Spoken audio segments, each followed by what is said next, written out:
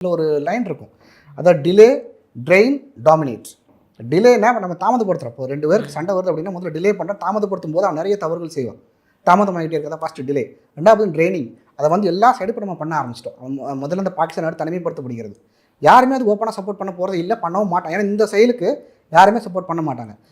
என்ன சொல்கிறேன்னா, இப்போ கத்தியின்றி ரத்தமின்றி யுத்தம் ஒன்று வருகுது. அவனை எதுவுமே செய்யவே இல்லை, ஆனால் அவனுக்கு அந்த பயம் இருக்குது. அவனுக்கு என்ன பயம்னா, என்ன நடக்கும், எப்படி நடக்கும், எப்போ நடக்குங்கிறது அவனுக்கு பயம். ட்ரைனிங் அவனை கம்ப்ளீட்டாக வந்து ட்ரெயின் பண்ணுறேன் எல்லா விதத்துலையுமே. தண்ணியை ஸ்டாப் பண்ணியாச்சு. பக்லிகரன் டேம்லேருந்து நேற்று வந்து வாட்டரை ஸ்டாப் பண்ணியாச்சு. இப்போ சுற்றி என்னெல்லாம் செய்யணுமோ அது எல்லா மெஷர்மெண்ட்ஸும் எல்லா வேலைகளையும் மத்திய அரசு ரொம்ப தெளிவாக செஞ்சுட்டு இருக்காங்க. 2வது ட்ரைனிங் முடிஞ்சுது. 3வது டாமினேட். நீங்கள் 2 ஸ்டேஜ் தாண்டும் மூட்டை ஆட்டோமேட்டிக்காக டாமினேட்.